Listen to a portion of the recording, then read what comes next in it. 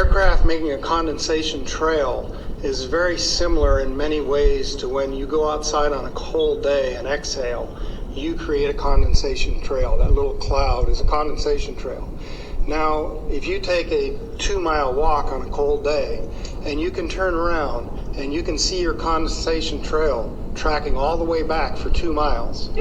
That's how crazy it is to think that what we're looking in the sky is actually condensation trails. The contrails, not the chemical, the contrails occur because of cold air, minus 30. It takes a high altitude, around 30,000 feet plus. There's carbon dioxide and water vapor in that exhaust. That turns to ice crystals, and that's what you see, the white stream behind it. Those white crystals of ice warm up, dissolve, and the smoke goes away. And it never lasts more than a minute. What we're seeing now, and I first could not believe it, and I started looking at the skies, and these are not normal. They're not natural. There's something going on. I don't know who it is or why they're doing it. All I can testify is it's not natural and it's not normal. Constant respiratory problems that are now epidemic. Is there any connection between this and the growing epidemic rates of other human diseases that are proven to be connected to highly toxic heavy metal exposure? Lab tests from around the globe have long since proven a mountain of heavy metals like aluminum, barium, and strontium are raining down on all of us. These metals are the primary elements named in climate engineering patents. Yes, this is connected to the dirty, dingy, often checkerboard striped toxic mess that we see in our skies day in and day out. If you don't believe it, it doesn't matter. You're still breathing this contamination with every breath, and it's building up in your body. Several dozen lab tests from Shasta and Siskiyou counties alone, about 70 I believe, prove this beyond any shadow of a doubt. Why aren't we being told?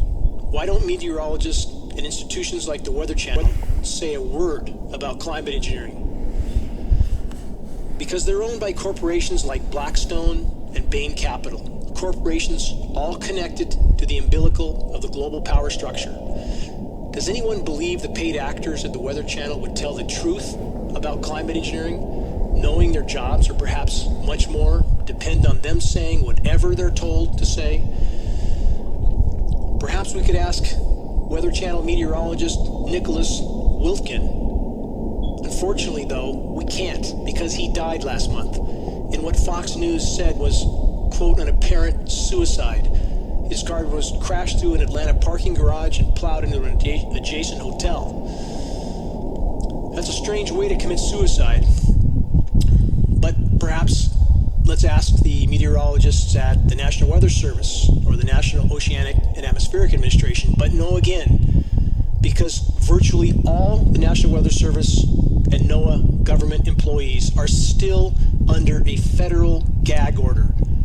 Don't believe me, please. Investigate it for yourself. If you're willing to look at the truth, if you want to see meteorologists going to unimaginable lengths of lying to try and explain away the completely unprecedented and completely engineered weather scenarios that are now the norm, watch the Weather Channel for a while. Connect the dots. Watch the behavior of the Weather Channel actors as they give truly an ever more complex and implausible fabricated explanation for weather scenarios that are historically unprecedented and meteorologically impossible without the climate engineering factor. Again, we have engineered snowstorms happening in the west with the center of those storms, like one I mentioned last week, winter storm, quote, Kayla, the center of the low pressure of a, quote, winter storm pushing 80 degrees with tornadoes on the, quote, warm side of the storm. Where is our sense of reason? This is not normal. We have massive temperature whiplash fluctuations from 50, 60 degrees in a single day. This is extremely devastating to the biosphere, and this can't happen naturally. It's from chemical ice nucleation related to weather modification. Please look it up. Look up every term I state. You'll find lots of data if you choose to look.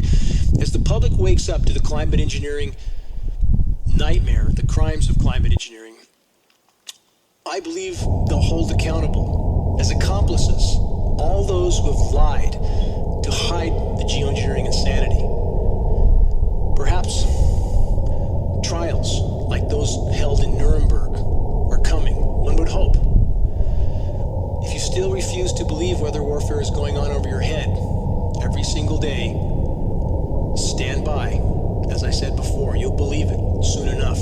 Now is the time to establish policy in this vital area, beginning with public oversight of geoengineering. Now, House Bill 6011 is an important step to ensure that no one engages in climate engineering within the state of Rhode Island without the express approval of state officials, and only after careful review by state agencies with the expertise to assess risks and the efficacy of these proposals, with input from the public. Now, we support 6011 for the following reasons. First and foremost, Bill 6011 is necessary to protect human health and safeguard the environment. The 1991 patent, now owned by Raytheon, proposed seeding the atmosphere with metallic particles such as aluminum oxide. Now, according to the U.S. Department of Health and Human Services, exposure to high levels of aluminum can result in respiratory and neurological problems, possibly including Alzheimer's disease. Geoengineering methods also propose seeding the atmosphere with sulfate aerosols, sulfur dioxide, hydrogen sulfide. According to the U.S. Department of Health and Human Services, exposure to sulfur dioxide affects the lungs, and at high levels may result in burning of the nose, throat, breathing difficulties, and severe